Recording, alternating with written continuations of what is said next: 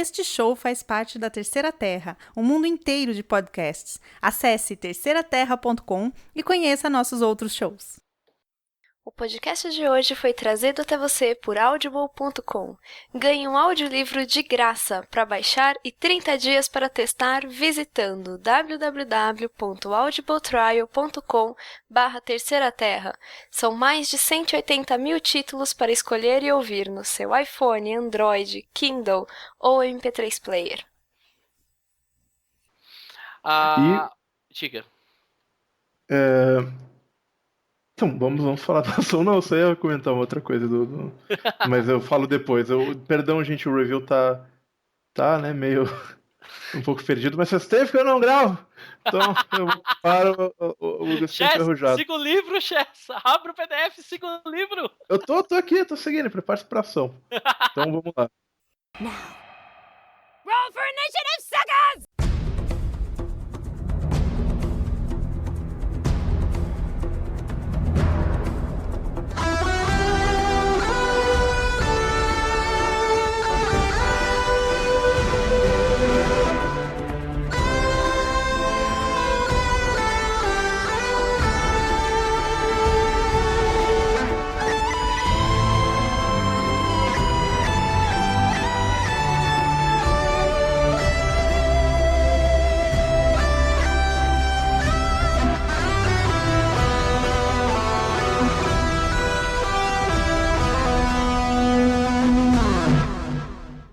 Olá, ouvintes!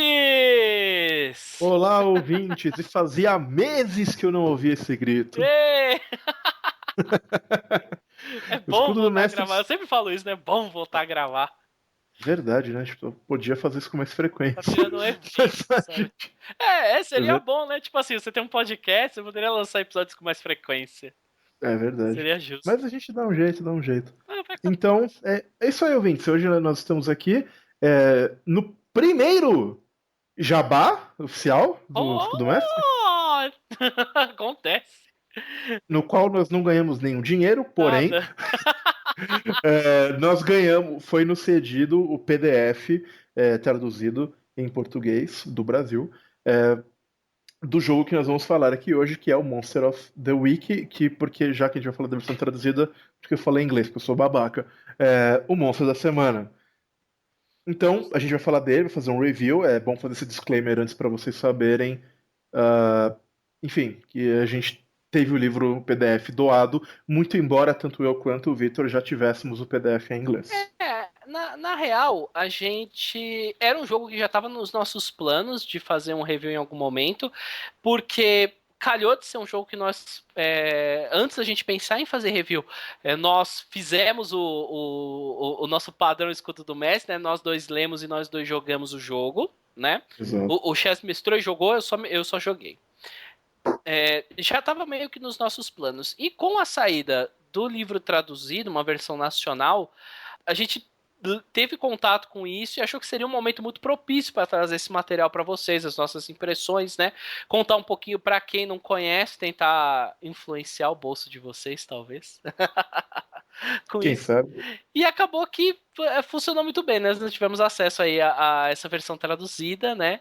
Que foi bem surpreendente, vocês vão saber sobre ela em breve. Mas estamos aí. Pois é. E a gente vai começar um pouco falando do sistema que rege esse jogo, que é a Apocalypse Engine. Originalmente feita... A gente já falou um pouco dela no episódio de Monster Hearts, se você não ouviu. Originalmente ela foi lançada com um jogo chamado Apocalypse World. Era, em sua época, um jogo muito revolucionário. E até hoje eu acredito que tem muito pouca coisa parecida com a Apocalypse Engine. É um jogo... Ela foi é legal que ela acho que mais recente assim que a gente tem, ela talvez tenha sido um dos maiores fenômenos, né? Foi pós-Fate, né? Fate talvez tenha sido o fenômeno anterior, se estabeleceu. E a Apocalypse Engine, não pelo jogo inicial, mas acho que pela maneira como a comunidade abraçou esse jogo, e mais do que um jogo, uma filosofia talvez em matéria de game design e do seu gameplay, né? A maneira como você mestra, a maneira como você joga. Tem muito disso no próprio jogo, né? Tem toda uma filosofia própria de você jogar. É verdade.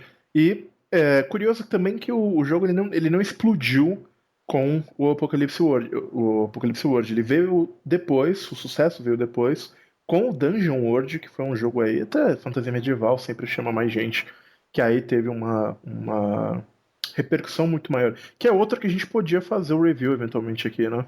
Foi um que a gente leu, jogou tudo. Mas esse é mais conhecido, né? Já tem Sim, português há um tempo. Sim, inclusive tem a versão brasileira muito bonitinha e tudo mais. Mas vamos. Então, esse é o pedigree do jogo. Vale lembrar que quem tiver com uma curiosidade de ver como é que é esse jogo em ação, tem tanto os nossos jogos de Monster Hearts aqui na Terceira Terra que você pode baixar e ouvir, usando uma versão hackeada. É um outro hack, mas ainda é Apocalypse Engine. E quem gostar, tem o Teatro dos Mundos, a gente já falou deles aqui algumas vezes, no Twitch e no YouTube, que é um canal de streaming de RPG do qual eu faço parte, e que o Victor esporadicamente aparece por lá também, e que a gente jogou bastante até o Monstro da Semana. Então tem lá, se vocês quiserem ver na prática o jogo funcionando. Muito bom. Vamos falar um pouco também da versão americana desse jogo, antes de partir para o nacional. Você que sabe melhor da história, como que ele surgiu? Originalmente ele foi lançado de maneira independente, eu não me lembro o nome do autor agora, mas de maneira independente. Foi um jogo pequeno, não teve muito alvoroço lá fora quando ele saiu, com essa proposta dele que ele tem de emular seriados, né? A gente não podia ter falado disso antes, mas enfim, de uma proposta de emular seriados como Supernatural, Angel, Buffy, etc. e outro, Dresden Files, no seriado, mas livro, enfim, e tantos outros desse gênero de fantasia urbana, de certa forma. E ele não teve então tanto sucesso, até que a Evil Hat, que é a editora responsável pelo Fate, fez o Fate Core, o Dresden Files e uma série de outros jogos famosos, usando a licença do Fate, ficou sabendo desse jogo e eles publicaram uma edição revisada pela Evil Hat, com capa colorida, mais ilustrações, algumas alterações em regras, mexeu na mecânica, adicionou algumas coisas ao livro e fizeram uma versão bem melhor do que a original, na minha opinião. Essa edição foi lançada lá fora no começo desse ano, mas eu posso estar errado. Eu acho que foi no começo do ano. E agora no Brasil, não por uma editora, vejam só, mas por um bravo jogador de RPG que tomou as dores de adquirir a licença, traduzir o livro e publicar o livro aqui no Brasil, que é o nosso querido Luiz Borges, que nos cedeu o PDF aqui para o Escudo do Mestre, também lá por Teatro dos Mundos. Exato, porque ele foi responsável por a tradução e a edição do livro, né? Ele entrou em contato, ele fez essa tradução. É uma editora de um homem só, né? Como ele mesmo fala.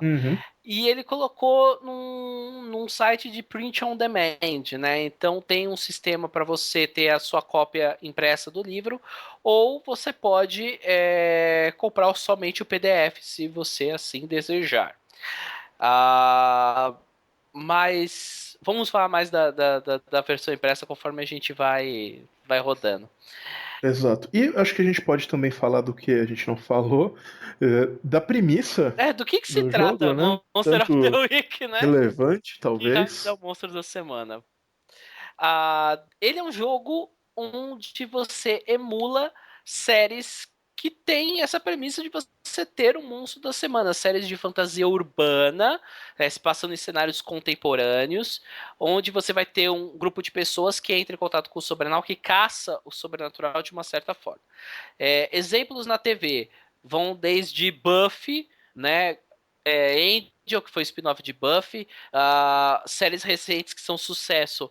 Você tem Supernatural, com certeza. Eu diria que Supernatural talvez seja a maior influência do jogo, inclusive. Provavelmente Supernatural é a maior influência, mais do que Buffy, Angel.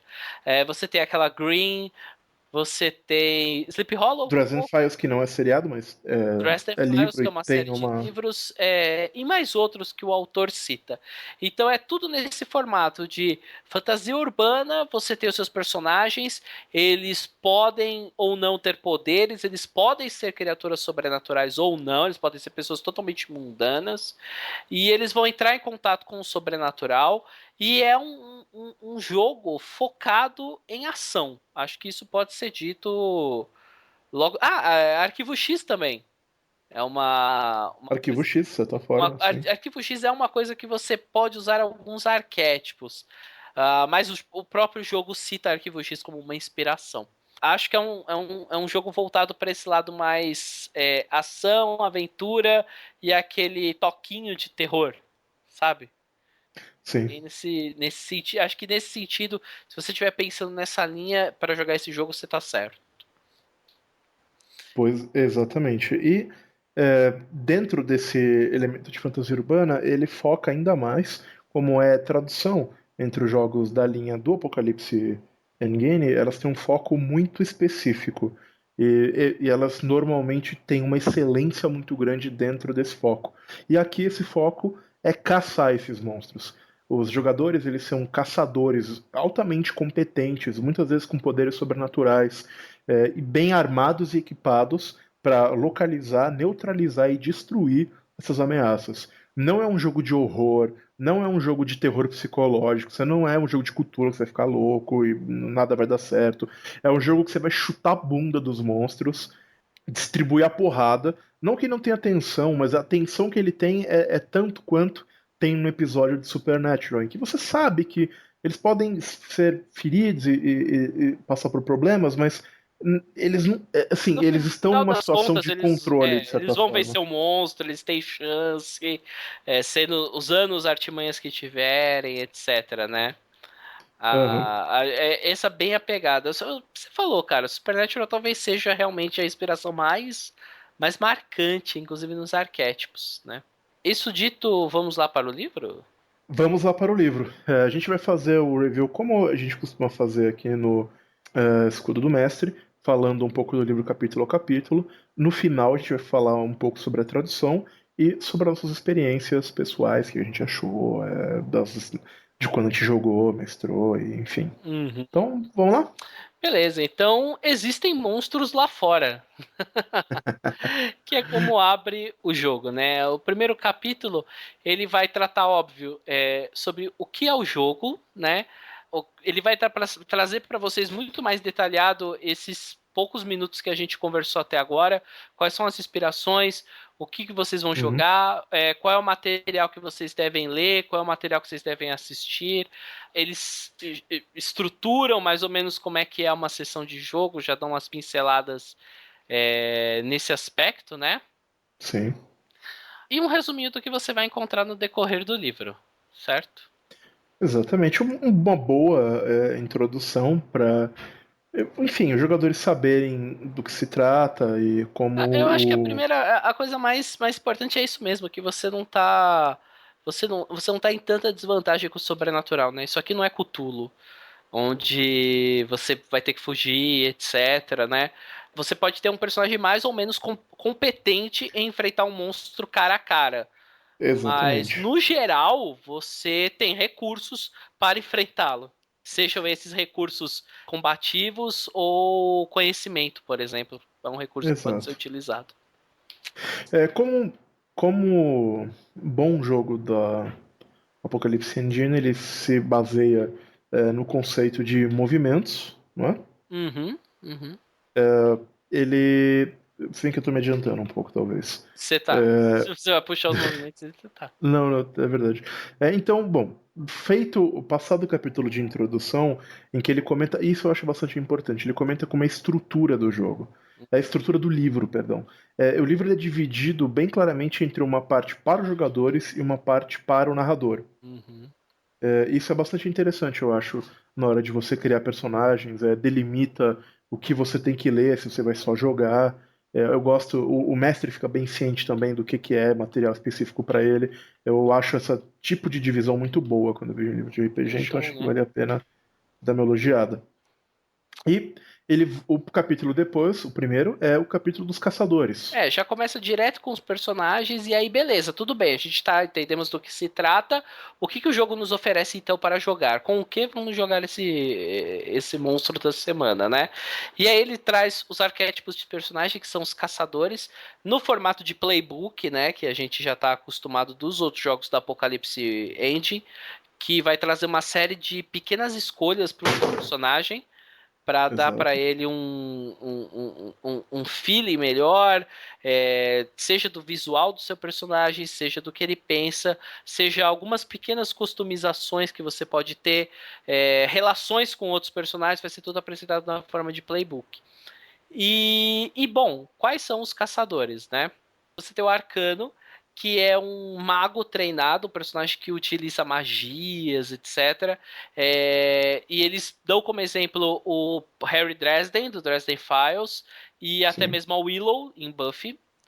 Nas últimas temporadas. Isso, nas últimas temporadas, onde é bem nessa parte das últimas temporadas mesmo, que ela tá realmente poderosa, né? O Delinquente, que é um criminoso que se transformou num caçador de monstros, né? Tem inimigos do passado, um passado que assombra ele, né? Tem mais ou menos esse lado, né? Eles citam o Peter Bishop de Fringe. A Fringe também é uma opção. Uma excelente, é verdade. Né? Uma excelente recomendação. É legal que esse delinquente, ele pode ser várias coisas, ele pode ser um ladrão, um trambiqueiro, você pode customizar esse lado, né? São razoavelmente bem customizáveis os personagens.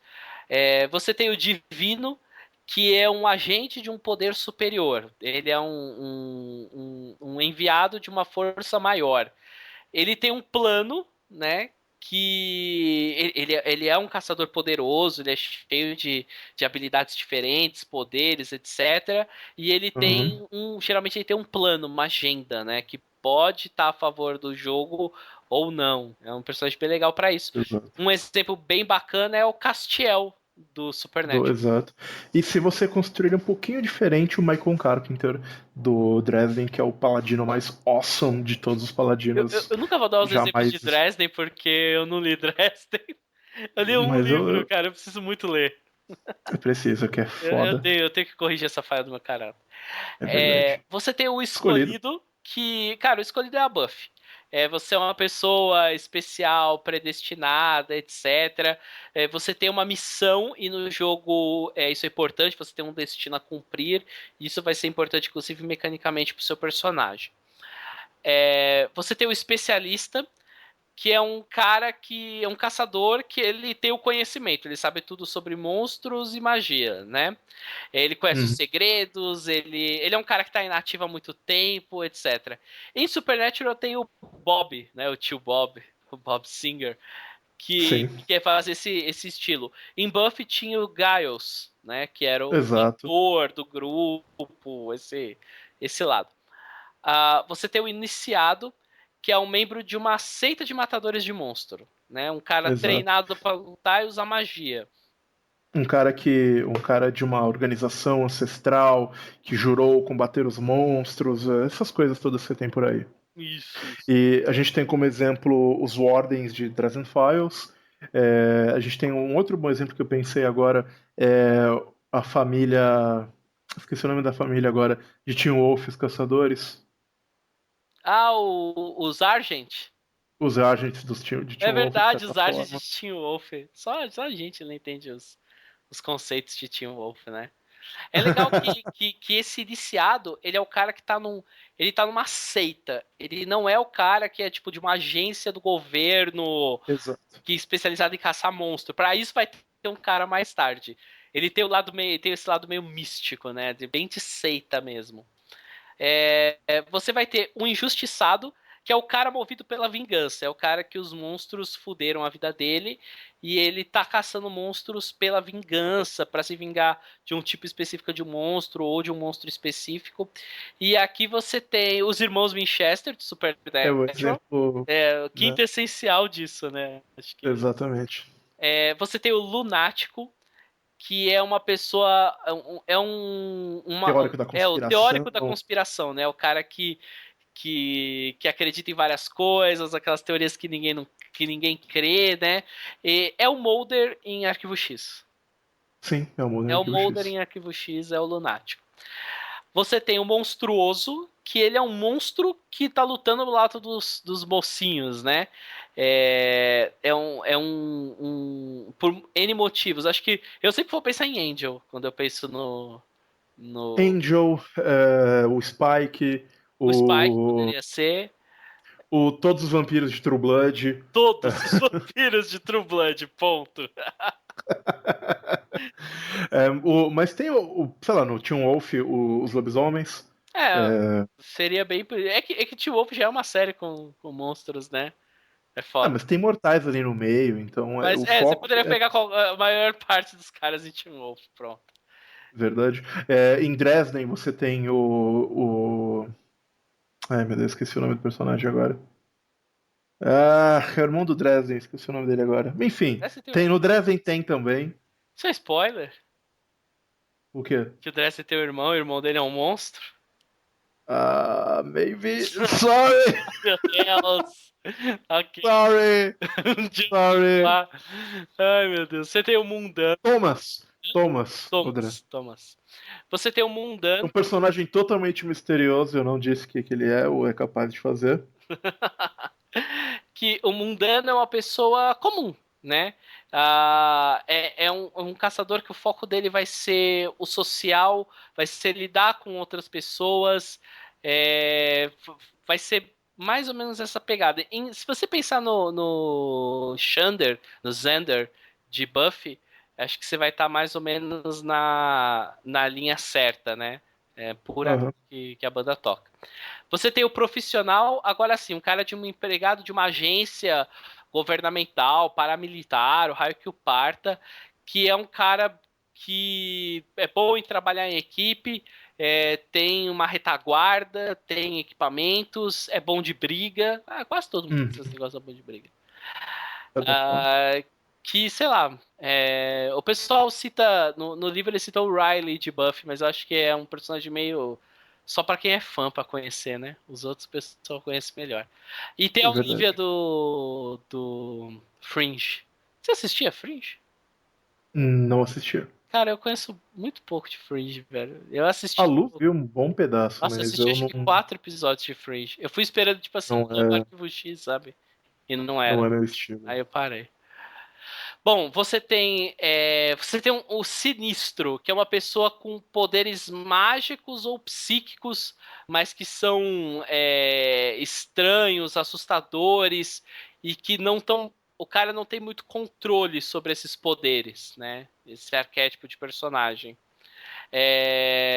O Sam Winchester, principalmente na segunda temporada, Segunda, terceira, por aí. ali naquele começo que você começa a ficar meio caralho, a coisa dá diferente com ele, etc. Esse é o Sinistro. E você tem um arquétipo, um arquétipo extra, um caçador extra, que existe apenas na versão nacional, que é o Viajante, que é uma pessoa capaz de viajar no espaço, no tempo, entre as dimensões. Você pode pensar como o pessoal de Fringe mesmo, ou você pode pensar até no Doctor, de Doctor Who, se você quiser lançar o jogo para esses caminhos. Foi uma adição que o tradutor dele colocou no sistema. Precisamente. Então, eu acho um conjunto de skins muito legal. Uhum. Cara, eu acho que ele fecha, 85% das suas ideias de personagem. Eu por exemplo, eu já falei disso no Escudo do Mestre, mas uns anos atrás, uns 4, 5 anos atrás, eu mestrei uma aventura de Buffy no antigo sistema de Buffy RPG, né, do Unisystem. E eu, lendo Monster of the Week, eu tentava encaixar os personagens dos meus jogadores nos arquétipos, nos caçadores daqui, né? E todos, sem exceção, são encaixáveis. E não é tipo assim, eu forcei a barra, é aquele arquétipo que o cara assumiu. E a pessoa fez isso sem olhar uma lista, nada disso, entendeu? Eu acho que tem coisa a mais, tem material que está disponível no site em inglês do Monster of the Week que você pode baixar. Tem outros caçadores que você pode colocar. Um cara meio repórter, por exemplo, que está investigando. Você pode colocar outras coisas lá. Então, tipo, tem espaço para crescer. Mas eu acho bem opcional. Cara, Eu o que diria vem no que. livro é muito preto no branco, sabe? É muito acertado. Eu vejo os outros bem como uma adição. Eu não vejo que, olha, tá faltando essa ideia aqui de personagem. Eu até acho que tem muita coisa no livro com esses todos. Uhum. Mas é isso, né? O jogo ainda sugere, como vários jogos do Apocalipse End, que você tenha um de cada, né? Quer dizer, que você tente não repetir os caçadores, porque as habilidades deles meio se complementam, né? Se você tiver dois iguais na mesa, vai ficar um pouco estranho. Exato. Uhum. Em geral, isso é um staple do Apocalipse Engine, né? Você não repete as skins, Você pode. os playbooks, ou seja, como você quiser chamar. Uhum. O que eu acho excelente. E ele dedica um espacinho que se segue em conceitos de equipe, né? Que, ok, a gente tem esses personagens, eles existem, etc. E que tipo de equipe eles formam, né? Como eles estão juntos para fazer para formar um grupo, uma unidade, né? E o jogo eu acho interessante porque ele dedica um espacinho para você ter contato com alguns exemplos e poder sugerir isso para os seus jogadores, né? Quando a gente jogou, a gente teve essa interação, né? Jogamos, criamos os personagens, agora beleza. Por que vocês estão juntos? Qual é a da equipe, né? Que passa por coisas assim, até sei lá, buff escrito, né? Você tem o caçador e você tem as pessoas que o cercam, né? Você tem o caçador e seu bando. Você pode fazer uma coisa bem supernatural. Você tem uma família de caçadores que viajam, né?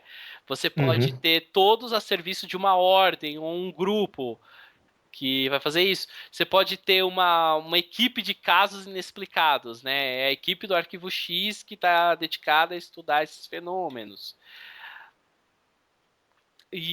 Beleza. Exato. E você pode criar a sua própria também, se você não quiser escolher uma das que tá aí, né? Sim, sim, essas são tudo para você começar e já começar a discutir isso, porque é uma coisa que que o jogo trabalha, né, de você tentar começar já meio que fechado o grupo, né? Formado com Uhum. os caçadores. A sua experiência mais recente foi assim também? Vocês já começaram num grupo fechado? Ou vocês uniram Sim, no começo da partida? a gente começou com um grupo fechado, numa Já experiência mais decidiram o recente. que vocês eram, tudo. Isso, Por usando, que a que gente tava... inventou, né? Exato, a gente fez os vínculos e usando um pouco o background do meu personagem, a gente decidiu que todo mundo, de um jeito ou de outro, tinha o rabo preso com o Vaticano e trabalhava pra eles pra terminar monstros por aí. Legal, bom conceito, interessante. O meu personagem, como ele era um monstro. Vamos lá. Ah, vou falar do meu personagem no mais, mas pra dar o contexto, ele era um demônio aprisionado pelo Vaticano, obrigado a servir como caçador. Boa, boa. Por que não? Então, pois é, achei um conceito bacana. Bom, continuando, né? E eu gostaria de apenas frisar mais uma vez. Eu acho o conjunto de arquétipos disponíveis excelente. Excelente. Acho que é interessante falar que a gente tem 5 que seriam os atributos, né? Que no livro traduzido chamam de classificações. Que teve um joguinho aí de linguagem na tradução Uhum, que o tradutor usou, né? Que ele chamou as classificações, não esses atributos, de braveza, esperteza, estranheza, firmeza e sutileza, né? exato. Fez aí Uma um brincadeirinha aí, eu trocadilho, uma brincadeirinha. achei bacana. Mas Eu acho que uma achei legal isso. acho que uma outra coisa que vale a pena comentar é que criar personagem nesse sistema demora tipo 5 minutos. Você faz algumas seleções no seu playbook e sai pronto para jogar. Mas eu acho que um dos pontos mais divertidos e interessantes da criação é algo que vem no playbook, eu acho que é importante falar, que são os históricos do personagem, né? Uhum. Esses históricos eles acabam servindo como vínculos entre o seu personagem e os outros personagens da mesa. Ele sempre pede para que você estabeleça um fato ou faça uma pergunta entre você e um outro membro da sua mesa. Isso gera histórias fantásticas na criação de personagem e que são muito bem exploradas depois. Durante o jogo. Acho que é um dos pontos altos do jogo. Eu acho que ele faz isso muito melhor que o Dungeon World, por exemplo. Cara, eu acho que o que a gente vê é que eles vão refinando a maneira de trazer isso, né? Eu acho que Dungeon World, de todos que eu joguei, é o que teve mais pobre. Concordo. O Monster Hearts que a gente jogou, ele tem excelentes perguntas para serem feitas, mas são limitadas, né? Você tem poucas, em quantidade Você tem mesmo, poucas opções. poucas Costuma ser uma ou opções. duas por Isso. personagem. E aqui eu acho que. Você tem uma lista assim com uns 9, 10 por personagem que você pode escolher. É bastante coisa. E todos ligam bem os personagens, né? Você termina com um grupo muito coeso. Ah, acho interessante falar que você também já vai deixar esse jogo, além desses atributos, você vai ter um atributo sorte, que a gente vai falar dele mais tarde, mas que é uma espécie de último recurso, fate point, bane, action point do seu personagem, mas Exato. bem mais limitado assim na maneira de você usar. E as coisas de sempre do Apocalipse End, né? Você junta um tanto de experiência e ganha avanços, etc e tal, tudo montadinho no seu playbook. Eu gosto disso porque você imprime o playbook, você tem tudo, né? Sim, sim. Tipo, Beleza. depois. E uma coisa que eu acho muito interessante falar também é que, em geral, tudo que é relevante para o seu personagem está no seu. Tirando os movimentos básicos, que você pega com o tempo, está no seu playbook. Eu acho excelente você, se estiver jogando presencialmente, você imprime, tá ali, tem tudo do seu personagem, todos os níveis, como é que você vai evoluir, tá tudo ali. É bater o olho e jogar. Eu acho brilhante. Eu sou cada vez mais fã desse estilo de criação dele, sabe? É Eu fácil de acho ótimo. você levar pra mesa, é fácil de você criar com os demais jogadores. E duas riscadas de lápis, você tem um personagem pronto com razoável profundidade. Às vezes mais Sim. profundidade do que o personagem criado do zero, pra falar a verdade, né? Uhum. Feito isso, o personagem tá na hora da ação, né? Nesse momento, você já teve 100 páginas do livro. Um terço do seu livro foi usado para descrever os personagens, o que eles são e não necessariamente mais ou menos o que eles podem fazer, né? A próximo capítulo, Prepare-se para a Ação, fala um pouco da estrutura do jogo em si. Ele vai, como outros jogos da Apocalipse End, né? Ele vai trabalhar com objetivos dos jogadores, assim como o mestre tem os seus objetivos, a sua agenda a cobrir. Os jogadores vão ter vários objetivos, né? Que é agir como se você fosse o personagem, como se você fosse o herói da história, criar seu próprio destino, etc, etc. Que é algumas coisas para você se guiar para jogar. É o lado filosófico que eu gosto, mas não gosto tanto do Apocalipse Engine, né? Ele explica um pouquinho os conceitos básicos da rolagem, que é o de sempre, 2d6 mais um bônus, 10 ou mais é um sucesso, 7 a 9 é um sucesso parcial, abaixo de 6 é isso, né? Abaixo de 6 é um fracasso. E ele ainda traz um evento que, às vezes, se você tirar um resultado 12 ou mais, você tira um sucesso especial. Você vai conseguir abrir algo a mais. Exatamente.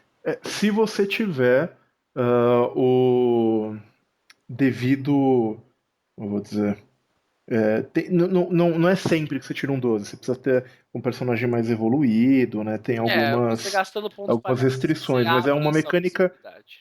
é uma mecânica que eu não tinha visto em outros jogos do Apocalypse Engine e eu acho muito bom. É bacana, é realmente uma evolução da ideia, né? Uma expansão, eu acho que nem evolução.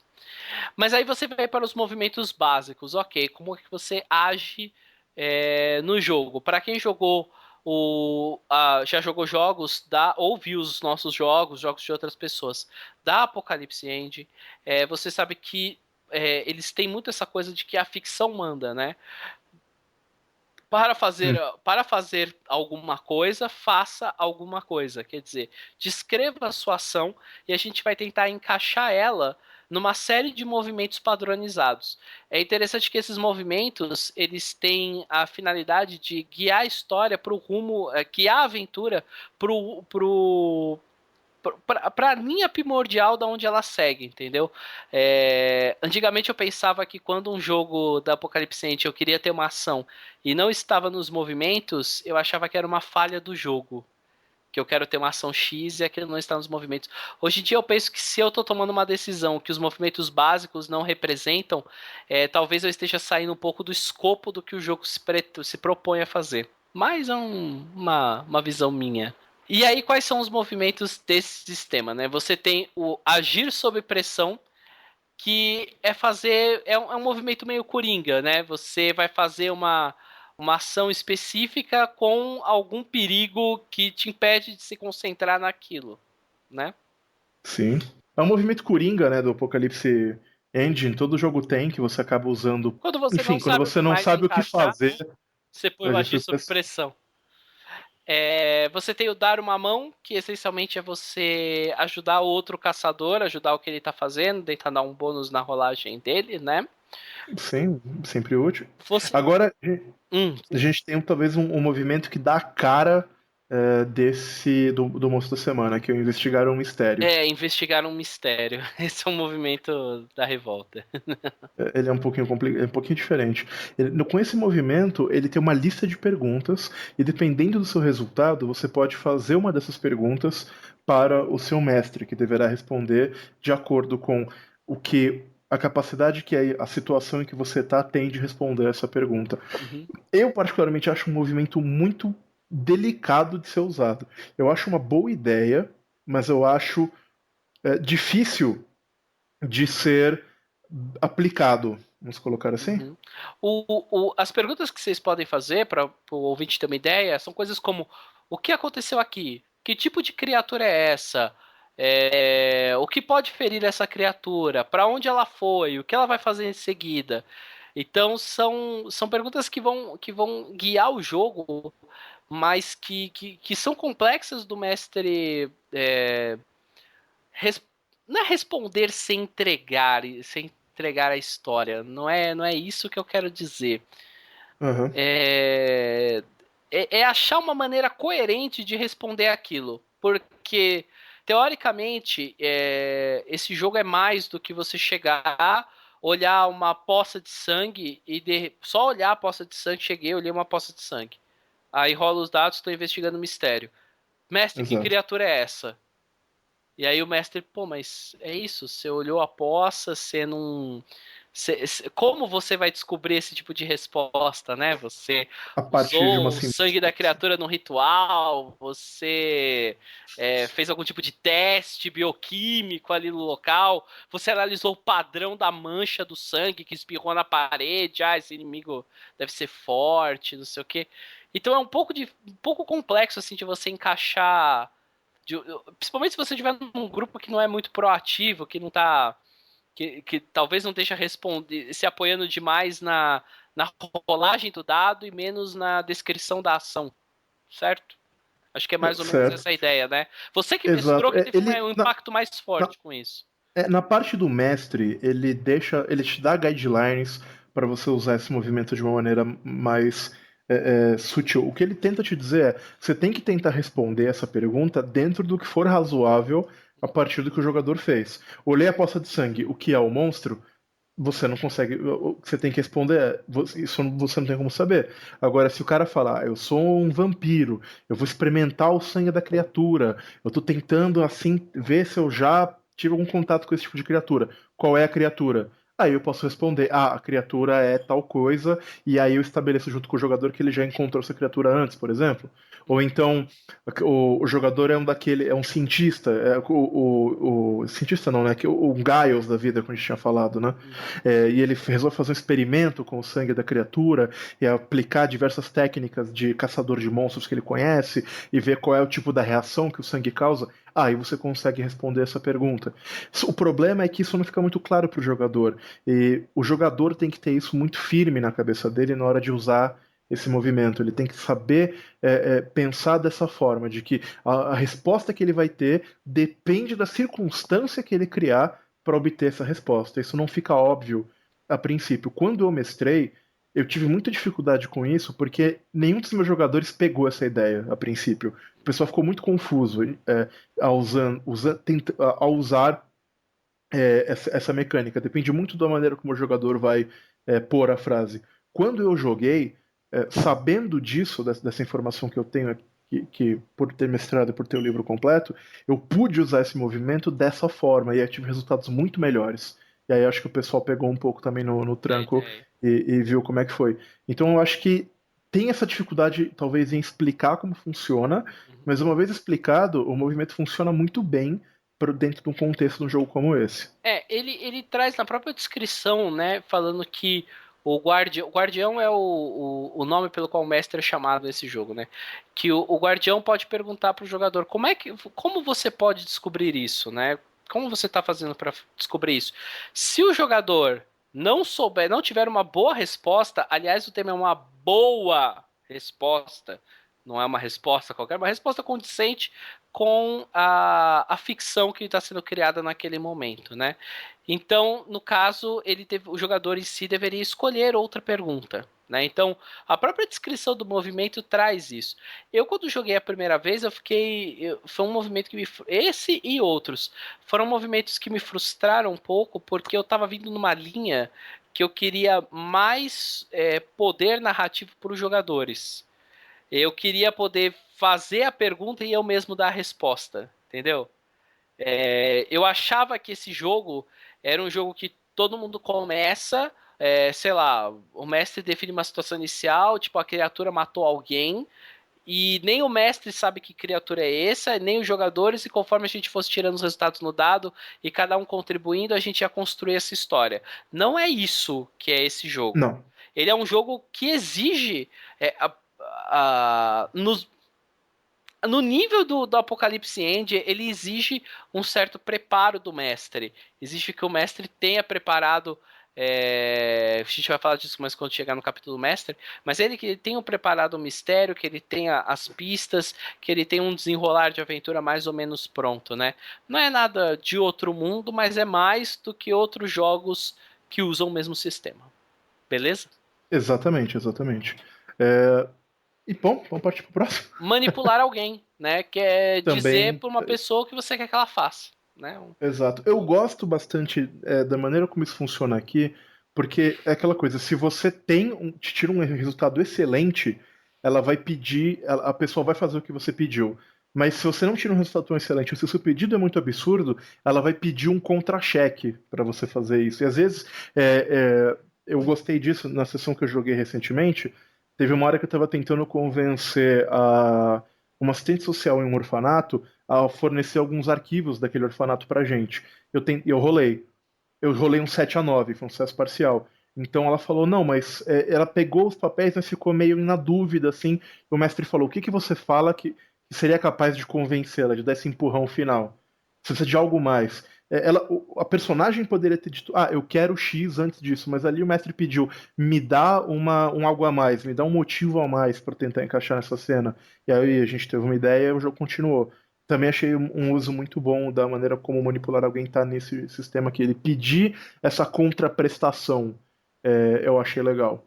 E eu também acho bacana que normalmente isso não funciona com monstros. Exceto se você tem algumas habilidades especiais. Então é bem interessante. Exato. Tem algumas habilidades que abrem isso pro seu personagem.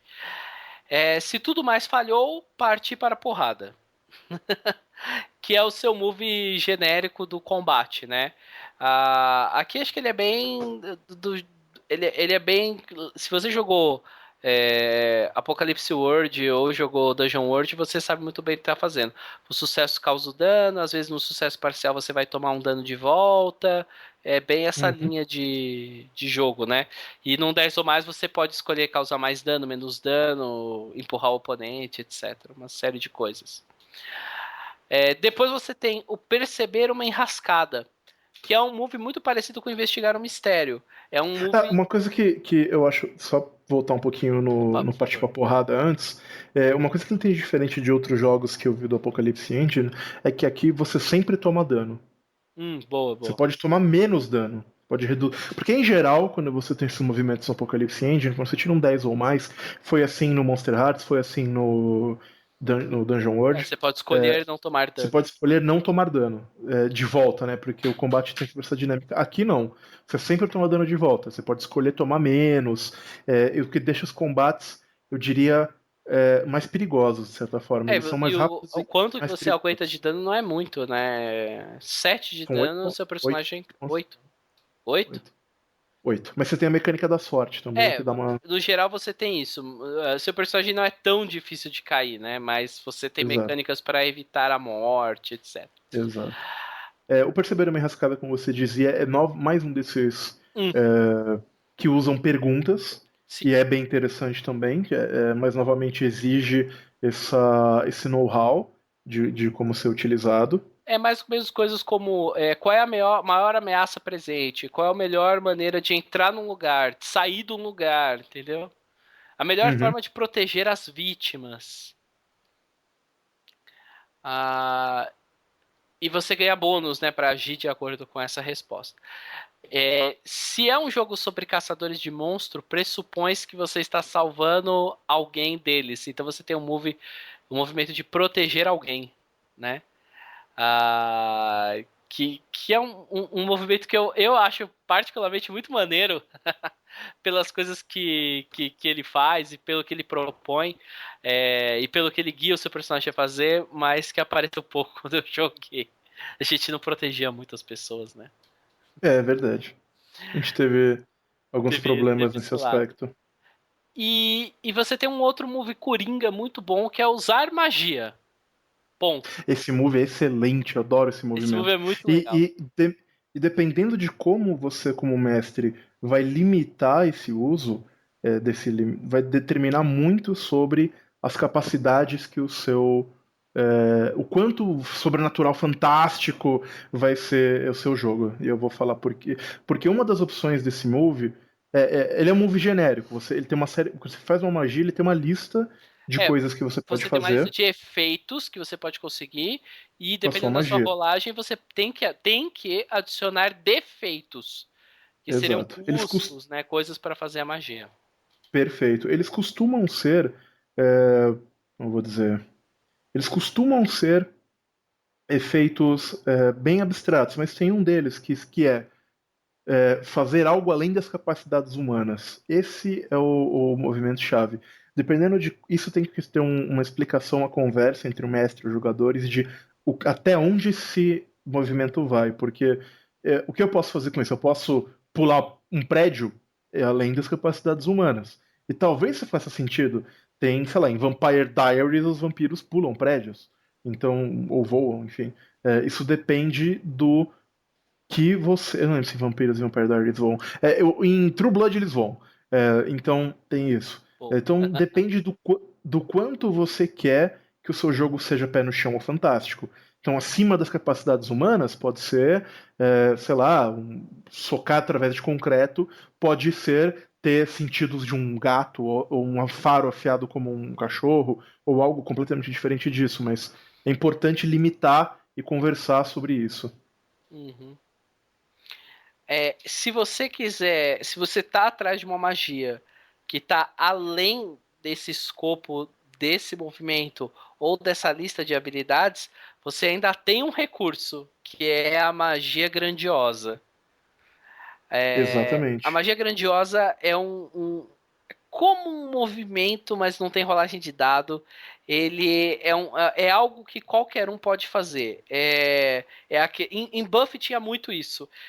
A Willow era uma bruxa mesmo, mas o Giles às vezes pegava e falava: não, a gente precisa fazer um ritual tal. Aí ele abria um livro, pesquisava, sentava, começava a fazer um puta ritual, demorava um episódio inteiro pra fazer aquela porra, mas fazia e conseguiu o efeito. É mais ou menos isso, né? É uma magia que tem um tempo maior para ser feita, uma exigência maior e que pode ter um efeito muito maior, né? É um outro movimento coringa, assim, tudo Exatamente. mais é magia Aqui grandiosa. basicamente é para vocês fazerem o que quiser. num exemplo de Supernatural, a gente precisa prender a morte para ela fazer o que a gente precisa. Ok, é um ritual de grande magia.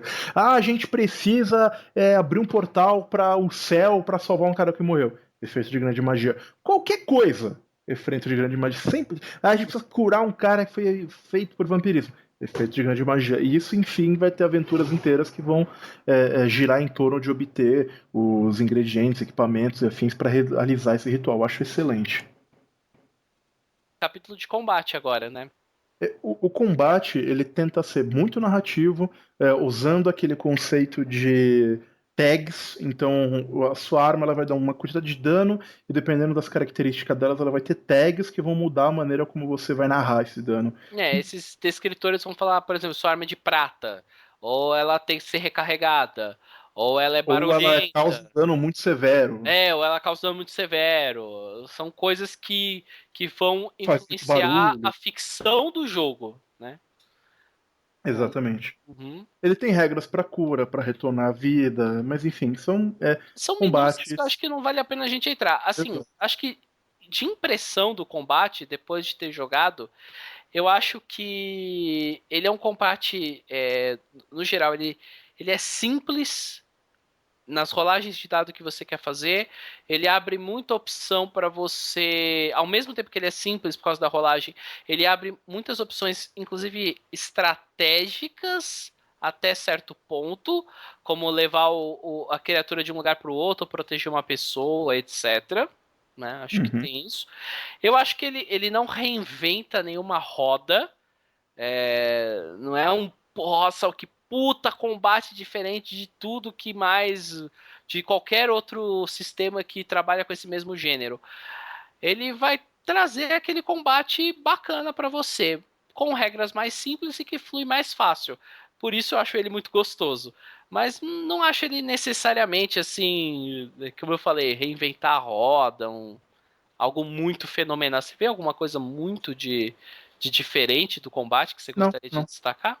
Não, é bem nesse... A única coisa. Tem uma coisa que vale a pena destacar. Isso vai ser dito depois, mas os monstros, eles nunca podem ser vencidos, e tirando algumas exceções e alguns poderes especiais, em um combate simples. Você pode combater o monstro, porém ferir o monstro, ele fugir e tal, mas você pode derrotar um monstro quando você descobrir a sua fraqueza. Então, isso é uma parte. Verdade. Isso é uma parte muito interessante que contribui para esse clima de investigação do jogo e do sistema, né, que tem esse tipo de jogo de Supernatural e afins. Não basta descer a porrada, você tem que saber como descer a porrada, ou você não vai ter sucesso no que você quiser. Eu gosto que ele tem uma página dedicada apenas à ressurreição. Como se ele tem um movimento de retornar à vida, porque em algum momento alguém vai morrer. E alguém vai usar um efeito de magia grandiosa para trazer alguém de volta à vida. Então, quando isso acontecer, você já tem toda uma rolagem que você pode trazer e coisas bizarras que podem acontecer para o seu personagem voltar. Eu acho um quesinho, assim, sabe, diferente, que é muito maneiro. Concordo. A sorte, né? Para que serve o que é a sorte do jogo? O que são os marcadores de sorte? A sorte é uma medida abstrata, eu acho que começa com 5, um tanto assim de pontos, que todos os personagens começam iguais, e cada vez que você gastar, você vai desencadear, você pode escolher desencadear dois efeitos, né? O primeiro é reduzir todo o dano que você sofrer, que você acabou de sofrer, a 0, né? Então pode salvar sua vida muitas vezes e irá salvar. E você pode rerolar, né? Na verdade, uma rolagem que você jogou, você pode transformar aquele resultado num 12, né? A diferença com outros sistemas é que é muito difícil você recuperar a sorte. E basicamente, exceto algumas exceções, quando ela acabou, ela acabou. Ela acabou, não tem conversa. Acabou a sua sorte. Tem alguns personagens, o mundano recupera um pouco mais, todo personagem pode gastar uma evolução para recuperar a sorte, se eu não me engano. Mas ela é um recurso forte, mas por ele ter esse caráter finito, mesmo em jogos que você sabe que não vão tantas as sessões, você fica com um pouco de peso de usar ou não, né? Eu lembro que nos nossos jogos eu ficava, será que vale a pena gastar sorte agora? Será? Aí você vê que realmente o dano estava muito alto, você ia perder o personagem. Então eu acho que é interessante isso, que você fica apreensivo pelo seu personagem, né? Apesar dele ser competente no combate, ele não é indestrutível, né? Ele bate em Exatamente. monstros, mas ele apanha bem apanhado. Concordo plenamente. Beleza? É bem interessante no geral, mas é isso. Seguindo Nada por muito um diferente. capítulo de equipamentos, né? Que eu acho que a gente já falou mais ou menos do É que bem se dessa trata. maneira genérica, não tem listas de equipamentos e tudo mais.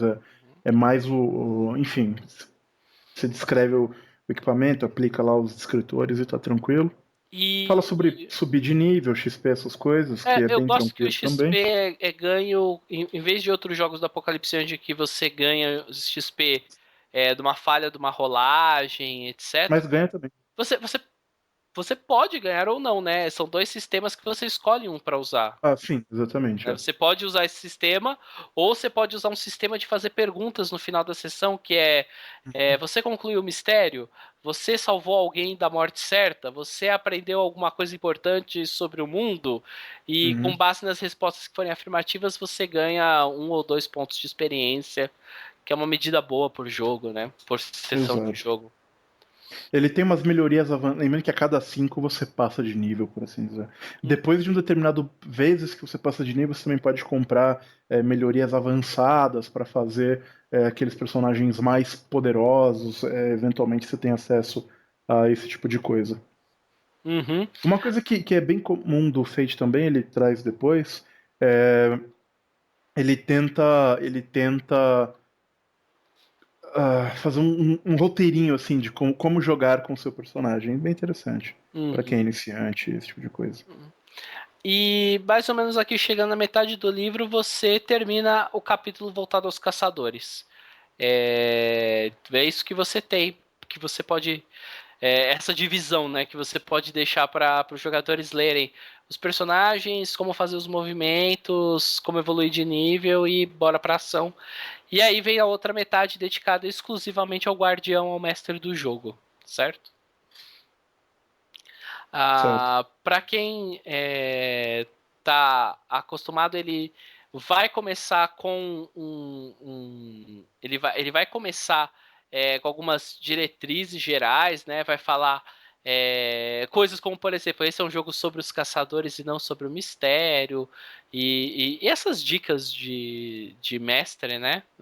Dicas do estilo geral. Aliás, é um capítulo muito. Se você não vai jogar esse jogo, se você não vai usar esse sistema, mas se você tem outro sistema, uma aventura, mas você quer boas dicas sobre Sim. como criar uma aventura, no geral, criar uma aventura desse gênero, esse é um excelente livro, cara. É um excelente livro, eu Chega um concordo. ponto que ele vai trazer uma estrutura genérica que você poderia usar em outros jogos, né? Sim. Que é excelente para você criar esse tipo de história. Você pode É muito boa. canibalizar isso e usar. Cara, uma excelente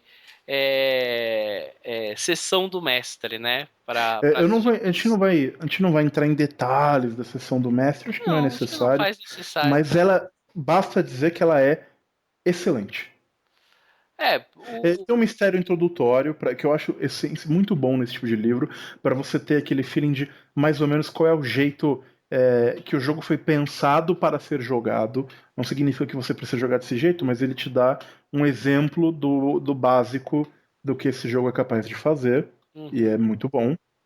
ele, É, hum, ele traz um en passant para você fazer antagonistas e NPCs, etc. Bem assim, com base na função que cada um exerce, uma paginazinha, coisa pouca, para você já poder sair com várias coisas na mão. Ele traz o sistema de contagem regressiva do mistério, né? Que acho que a cereja do bolo, né? Que, sim. que basicamente fala para você estruturar em 6 etapas seus mistérios, que indica, baseado no plano da criatura ou do monstro da semana, o que aconteceria se os personagens não estivessem lá. Então, primeiro ele ia atacar tal lugar, e em último ele ia, sei lá, terminar o ritual que ia deixar a noite eterna, qualquer perto assim, Uhum, entendeu? uhum. E aí, se os jogadores não aparecessem, essas coisas iam se seguir, esses 6 passos iam se concretizar. Eu acho muito bom esse método para você, como mestre, se guiar, e é uma maneira não artificial de você aplicar tensão no jogo. Eu acho bem. Se os jogadores estiverem moscando muito, o relógio vai continuando e a situação vai ficando cada vez mais grave. É bem interessante. Né, pessoas vão morrendo, né, se as coisas estiverem atrapalhando. E isso é uma coisa muito legal quando você tá jogando. Isso aconteceu quando a gente tava nas poucas sessões que Aconteceu. eu joguei.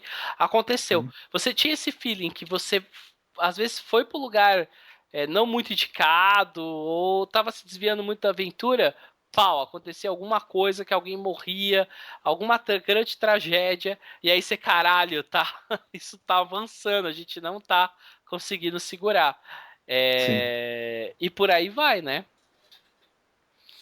Eu acho Ah, muito bem colocado dessa maneira. Ele traz aí os movimentos básicos do Guardião, aquela coisa do Apocalipse Engine de o mestre está limitado dentro de suas ações, enquanto os movimentos colocados no jogo. O Victor não gosta muito desse método, eu particularmente acho interessante seguir isso como guidelines, mas eu não me restrinjo a isso. Eu uso- a gente tem essa. A gente meio que concorda, meio que é, discorda, talvez, né? Desses. eu não Eu, jogo completamente fora, mas eu olho e falo, o que eu poderia fazer? Puta, o que eu poderia usar tal movimento como uma guideline? Mas se eu não penso em nada bom, eu faço o que eu quiser. eu acho interessante que você, Mas quando eu você. tento usar. Exatamente. Eu acho interessante quando você vai mestrar esses jogos, todos os jogos da Apocalipse, Engine, esse especial, você ter essa lista do seu lado, assim, impressa no verso Sim, do escudo, sabe? sim. Porque aí chega aquele momento que você, porra, e agora? O que eu faço? Você bate o olho na lista, escolhe um e faz.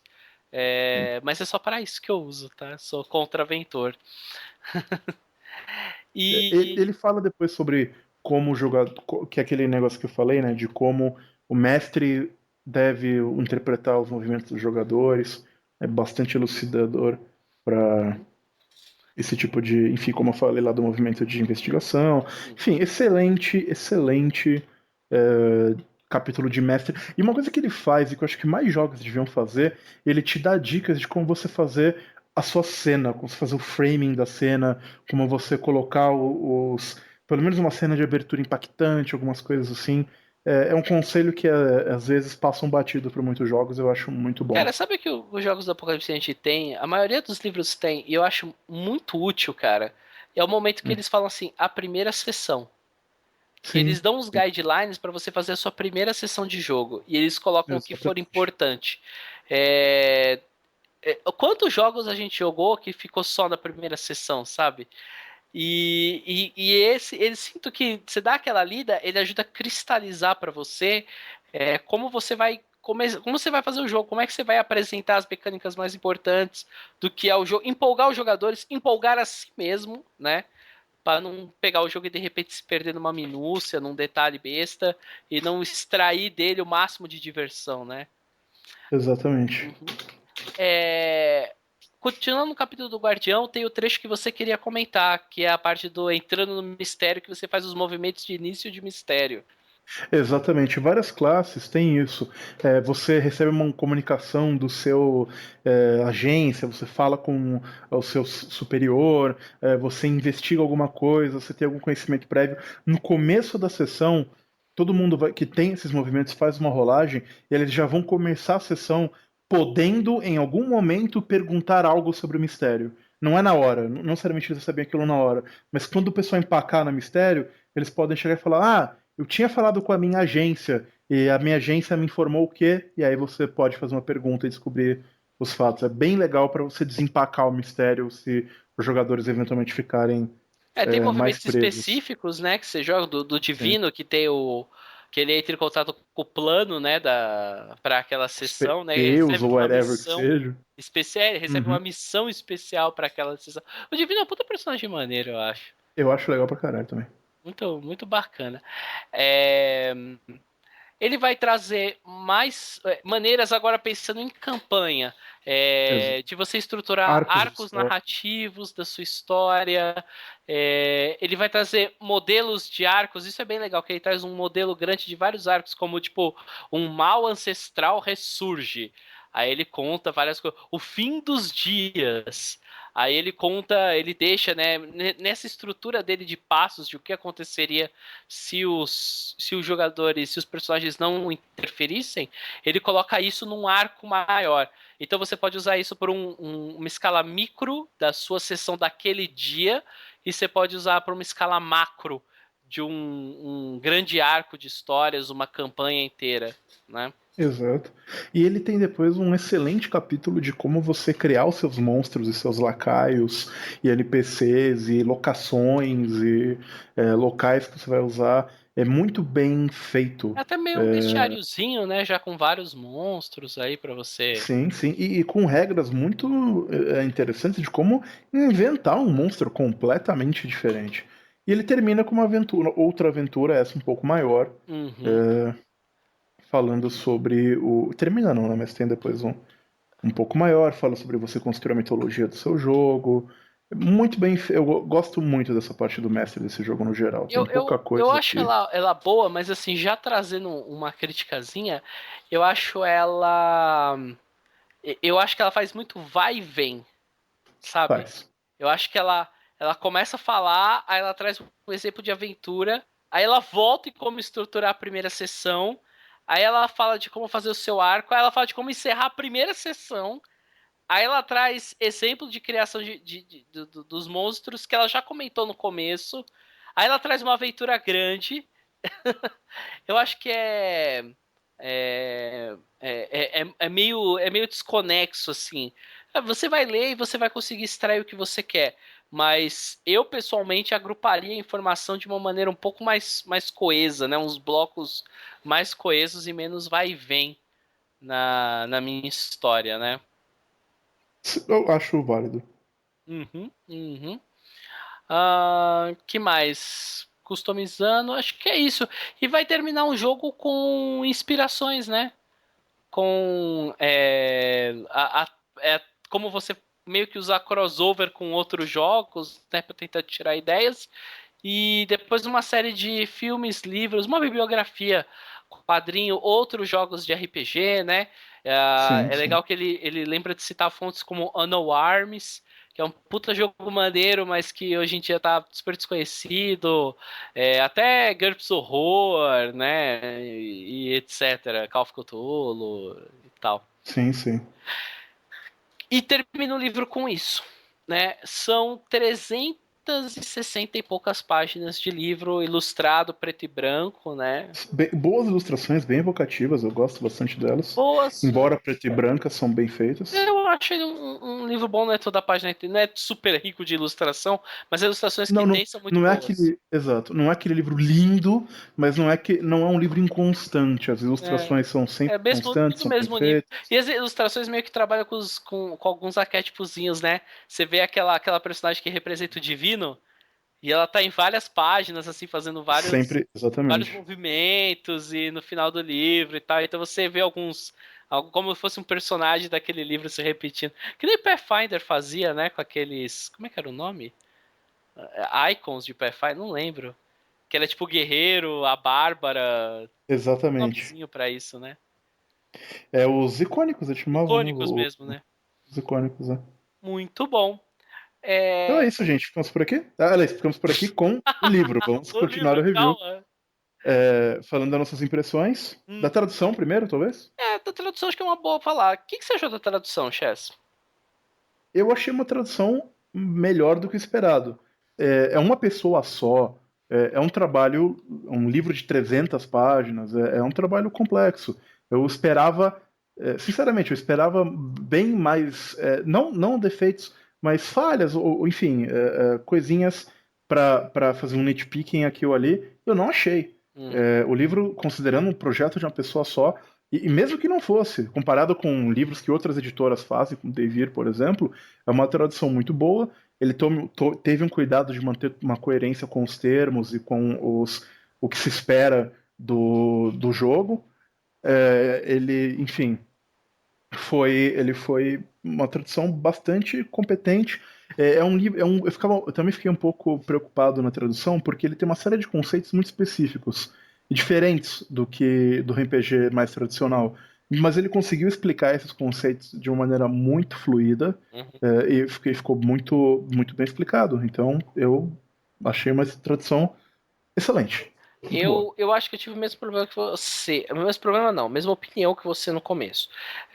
Quando falou, tá sendo traduzido, é o trabalho de uma pessoa só que vai traduzir, lançar sozinho, sem o apoio de uma grande editora, etc, etc. Eu achei que seria um trabalho bem mais amador do que é na realidade. Eu não conheço o trabalho do Luiz Borges. Eu li uma vez que ele já tinha traduzido outro jogo, acho que foi no blog que ele criou para o Monstro da Semana, que ele já tinha traduzido outros jogos para consumo próprio, assim, para jogar com os jogadores dele. E eu não sei se ele trabalha com tradução ou com alguma coisa do tipo, mas assim, o trabalho está muito, muito além do que eu esperava. Eu achava que eu ia pegar bastante de incoerência, de erro até de erro de português no meio do livro, Exato. sabe?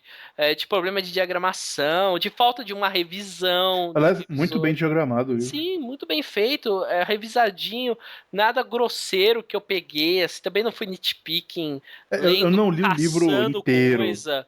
É. Eu não li o livro inteiro página por página, porque eu já tinha lido a versão americana, então eu li só as partes principais, para ter uma ideia. Uhum. Pode ser que eu não tenha pego, se passou algum erro, alguma coisa assim, pode ser que eu não tenha Mas no pego. geral eu achei Mas, muito bom. sim, Eu acho muito que bom. assim, uma coisa que eu elogio e também critico é a tradução que ele deu para as classificações, né, os ratings, que são os atributos do jogo. Por um lado é Uhum. bacana que ele fez um joguinho aí poético com as palavras, ficou legal, etc. Por outro, eu acho que talvez um pouco tenha se perdido na tradução um pouco do significado do inglês. As palavras em inglês me traziam uma ideia muito mais cristalizavam para mim, solidificavam melhor a ideia do que aquele atributo representa, né? E aqui eu não senti isso tanto na palavra, sabe? Então, talvez uma tradução mais pé da letra, assim, fosse um pouco mais interessante. Em inglês já é uma coisa um pouco mais poética, mas não sei, talvez seja do contato, como soa a língua para mim, não sei. Mas eu talvez seja a única coisa que eu achei bacana o fato dele ter feito, e depois eu tava pensando num lado prático em jogo, e eu vejo alguns jogadores meus é, estranhando um pouco aquele termo. Então, se fosse para escolher uma crítica para fazer seria essa. Uhum. Mas, cara, no geral, porra, nem se fala, sabe? Tipo, e o cara fez, não sei há quanto tempo ele tá trabalhando, mas que nem a gente falou, acho que o lançamento desse jogo tinha sido no começo do ano, né? E o cara conseguiu Exato. traduzir, Bem diagramado rápido. mais e lançar Né, pessoal do agora. Monster Hearts? Pô, eu não ia citar nomes, né? Eu não ia citar nomes, eu ia falar, enquanto Não é a isso, primeira vez que a gente dá um eu. esculacho deles aqui, pra Ah, que não é, evitar? mas sei lá, eu evito. Muito pacifista Eu, ele eu aqui. evito, eu evito conflitos. Como é que foi a nossa experiência jogando Monster Hearts? Jogando Monstro da Semana, você quer dizer? Jogando Monstro da Semana. Monstro da Semana. É muito Monster, porra. Como é Verdade. que foi a nossa experiência jogando Monster of the Week e Monstro da Semana? Comece você, depois eu falo da minha. Show. Como eu falei, eu tive uma dificuldade inicial porque eu tinha vindo do Monster Hearts, né, coincidentemente, que é outro jogo que eu tinha mestrado e que eu tinha sentido que as decisões dos jogadores tinham muito mais peso. No desenrolar da história. Eu criei muita coisa no jogo com base nas escolhas dos meus jogadores no momento, na hora, né? Então, quando eu comecei a jogar, eu tinha essa visão. Eu achava que, como eu disse, a gente começava sem saber, o mestre criava uma cena inicial, talvez como Primetime Adventures, que a gente só cria a cena inicial e a cada um vai puxando alguma coisa e o mistério vai aparecendo e a gente vai jogando, etc. Como eu disse, não é isso, tá? O mestre cria um jogo e talvez se eu fosse com essa mentalidade, eu teria extraído uma experiência melhor. Eu achei ele, quando eu joguei a primeira vez, a gente jogou acho que 3 sessões. 3 sessões? Foi. Eu achei ele um jogo bom, gostoso pela facilidade, mas que não era nada demais, né? Que você poderia usar ele como você poderia usar o seu Savage Worlds, como você poderia usar o seu Fate, e você teria basicamente o mesmo jogo, sem tirar nem pôr. Hoje em dia, voltando a olhar o jogo com uma cabeça diferente, eu acho que eu não tiro mais isso. Eu acho que ele, como outros jogos do Apocalipse End, ele traz a experiência bem estruturada, bem amarrada, né, do jogo e, e os movimentos voltados para isso. Se você seguir o jogo como ele se propõe, aqueles movimentos e fazendo as perguntas do jeito certo, etc, etc, eu acho que você vai se sentir mais dentro, mais dentro do clima, do gênero do jogo. Com certeza é um jogo que facilita isso para você. E eu não sei, cara, eu fiquei, sinceramente, relendo o jogo, quando eu terminei de jogar, eu tava com uma impressão dele, tá, tudo bem, é mais um jogo Apocalipse End, etc. Agora, relendo, eu fiquei bem afim de experimentar mestrar ele, sabe? Pegar o meu grupo, pegar outro grupo de jogo, talvez um grupo que não tenha contato com o Apocalipse End, pra ver como é que é, Uhum. e colocar todo mundo na mesa, explicar e jogar umas sessões. Ah, eu acho que se você gosta do gênero. Não, eu vou deixar isso pra falar Na quando eu nota? for dar a Ok. nota. Mas essa Eu foi acho a que minha teve. impressão, essa foi a minha impressão. Sim, sim. Acho que tem uma questão de expectativa também, né, com a sua. Com certeza teve. E, de fato, eu acho que quando eu mestrei esse jogo, eu não consegui fazer um bom trabalho de comunicar para os meus jogadores o quanto diferente esse jogo era. Acho que todo mundo foi com um pouco de impressões um pouco diferentes e o resultado final não foi tão bom, porque talvez todo mundo estivesse esperando uma coisa diferente do que o jogo se propõe a fazer. Não sei se os jogadores, talvez lendo o livro, tivessem uma opinião diferente, que foi o que aconteceu com você, né? Depois que você teve um contato maior com o livro, mudou um pouco a sua opinião. Ou se, enfim, eu simplesmente deveria ter feito um trabalho melhor para explicar para os meus jogadores como o jogo funciona. Quando eu joguei, eu não sei se foi porque eu tinha isso na cabeça de como o jogo funciona e tudo mais. O jogo fluiu muito bem, no geral. Eu acho que todo mundo se divertiu, o jogo fluiu extremamente bem, usando as mecânicas, as ferramentas que ele tinha. E foi uma experiência muito agradável. Tanto para mestrar quanto para jogar, eu achei bem gostoso. Hoje em dia eu concordo com o Victor, no sentido de que ele é muito bom se você gosta do gênero. Ele é restrito, como qualquer jogo do Apocalipse Engine é restrito. Mas se você quer jogar o jogo da forma que ele se propõe a jogar, ele é muito, muito bom, assim como Monster Hearts, assim como Dungeon World. Hoje, se eu fosse jogar algo, se me perguntam, vamos jogar uma aventura estilo Supernatural, eu vou pegar o Monstro da Semana. Não vou pegar o RPG oficial do Supernatural, não vou nem pensar em outros sistemas. O Monstro da Semana vai ser a primeira coisa que vem na minha cabeça para esse estilo, porque eu acho que para isso ele é o melhor que tem por aí. Para mestrar, ele é muito bom na preparação também.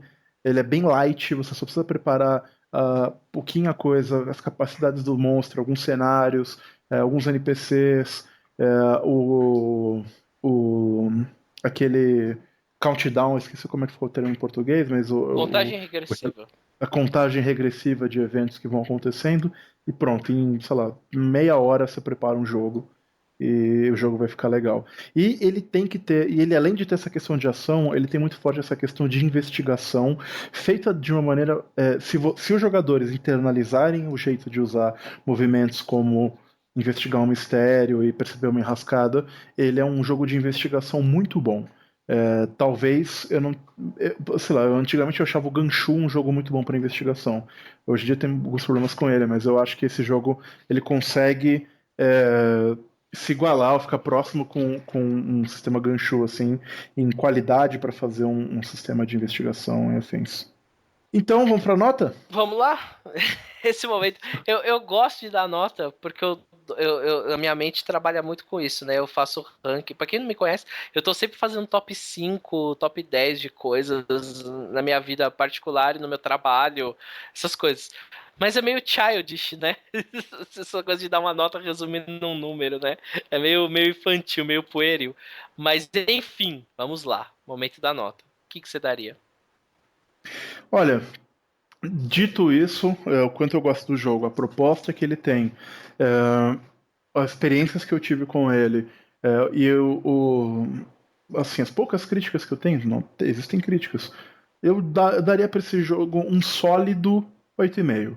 Ele não é um jogo que explodiu minha cabeça, meu Deus do céu, é outro jeito de pensar RPG. Não. Porém, ele é um jogo extremamente bom, sólido, competente naquilo que ele se propõe a fazer. Me rendeu bons jogos, vai render bons jogos para quem quiser dar uma chance a ele. Então eu dou um 8,5 para Monstro da Semana. Beleza. Eu concordo com o que você falou agora há pouco. Era isso que eu queria dizer, né? Que eu ia falar, se você quer jogar uma aventura de Urban Fantasy, vai atrás desse jogo. Eu acho que em vez de pegar um jogo, o sistema genérico e adaptar, você pode ir aqui que já vai estar tudo mastigado. Se você pensa em jogar uma aventura de Urban Fantasy, esse é o livro. A melhor experiência que eu tive com Urban Fantasy foi jogando um RPG de Buffy. Por vários motivos, mas porque eu achava que o sistema ajudava muito, especialmente no combate. O combate me lembrava demais a série. Mas eu substituiria por esse livro facilmente. Eu acho que eu encontrei. É isso mesmo. Eu acho que é um jogo. É um jogo legal para esse nicho, sabe? Olha, é isso aí. Vamos jogar jogar uma aventura de Urban Fantasy, caçadores de monstro, investigação, porradaria, investigação que acaba em porrada, né? Exato. Investigação que vai acabar em porrada. Vai acabar em porrada, inevitavelmente. Eu acho que esse é um livro sólido para você ir atrás disso, tá? Dito isso, eu não discordo da nota do Chess. Acho que 8,5 é uma nota digna para esse livro. Caralho, essa é a primeira vez que a gente concorda numa nota desse mestre. Isso é verdade. Que geralmente, né? Você dá 4, eu dou 9, ou o contrário, né? Eu acho que, como você disse, esse não é um jogo que ele revolucionou minha maneira de pensar RPG. Não é isso. Ele não me proporcionou uma experiência de jogo diferente de tudo que eu já tive na minha vida. Não é isso. E talvez tenha jogos do mesmo gênero que proporcionem ou não sei. Ganshu, por exemplo, eu tive pouquíssima experiência com ele. Mas ele é extremamente competente. Em matéria desse Urban Fantasy, ele é o arroz com feijão muito bem feitinho, cara. Sabe? Tá ali, você vai ter um jogo maneiro. Não vai ser por causa. As regras não vão tornar o seu jogo fantástico, mas com certeza vão tornar ele muito bom, tá? Então eu concordo com a nota do Chess, eu fico com esses 8,5. É isso aí. Então ficamos por aqui, ouvintes, com o nosso review de Monstro da Semana. Espero que vocês tenham gostado. Se vocês de fato gostaram, a gente indica, né, o site monstrodasemana.wordpress.com. Lá vocês podem encontrar falando sobre o jogo, Exatamente. como comprar o jogo, o link para a seção do Tear dos Mundos, que a gente jogou e fez.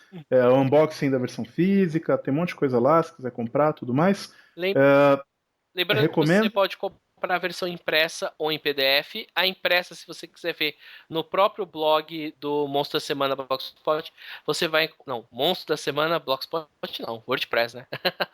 Bom, o link que tá aí na descrição abaixo. Nesse mesmo site você vai ter um unboxing, então você vai conseguir ver a qualidade do livro em mãos, ele tá muito bem feito, formato assim, a qualidade, bonitinho. o jeito da encadernação. Não sei, às vezes porque é print on demand e porque no Brasil talvez não seja uma forma da gente consumir RPG que esteja tão em voga, né? Talvez tenha algumas pessoas receosas por causa disso. Exato. Uma coisa que vale a pena comentar é que eu entendo que o livro é um livro de print on demand, é um cara só que fez, não tem uma editora por trás, isso aumenta o custo. Porém, levando isso em consideração, é um livro caro. É um livro que a edição impressa dele está saindo por R$ 70. Eu acho um pouco caro, considerando o tamanho, o número de páginas, a qualidade gráfica do jogo. Por um valor semelhante, se você consegue outros livros no mercado de qualidade talvez melhor. Cara, Agora, você achou que a foi gente mesmo? tem que dar um desconto, porque é um cara que tá fazendo sozinho e tudo mais. Eu não acho um preço abusivo, absurdo, não, meu Deus, não dá pra pagar, que é isso. Mas eu acho que vale a pena comentar que eu acho um pouco caro, mas é aquele caro que vale a pena se você se interessar pelo Exato. jogo. Eu acho que eu levei muito em consideração o fato disso, sabe? Do jeito que esse jogo veio. Cara, e na moral, esse é um jogo que se não fosse assim, não seria vendido aqui no Brasil. Isso é verdade. Isso é um jogo que não ia chegar. Se você não fala inglês, se você não tem o domínio da língua, se pra você a língua é uma barreira, acredite em mim, esse é um jogo que você não veria se não fosse dessa maneira. Ou ia demorar muito pra ver, tá? A gente tá tendo um lançamento no ano que foi lançado, meses depois, né? Porque eu não vejo nenhuma outra editora se interessando em trabalhar com um projeto desse porte, né? Ah, Talvez aquela. Ele é muito pequeno, é verdade. né? Então realmente fica difícil de pensar. Eu Eu pensei acho. talvez na secular, mas É que até o Dungeon World que eles trouxeram é maior do que o então, né? Monstro. E até a secular ela deu uma parada, né, com isso e ela trouxe o projeto. Não sei se de repente outro projeto de Apocalipse Engine seria mais interessante do que ele para uma empresa maior. Eu gostaria muito que esse jogo, agora que ele está traduzido, está lançado assim, que alguma editora se interessasse, abraçasse isso de alguma maneira, fizesse um lançamento maior, larga escala, que a gente pudesse encontrar por aí e tal. Mas enquanto isso não vem, foi uma, foi uma grata surpresa esse livro chegar pra gente aqui traduzido. Muito bacana isso. Pois é. Então ficamos por aqui, ouvintes.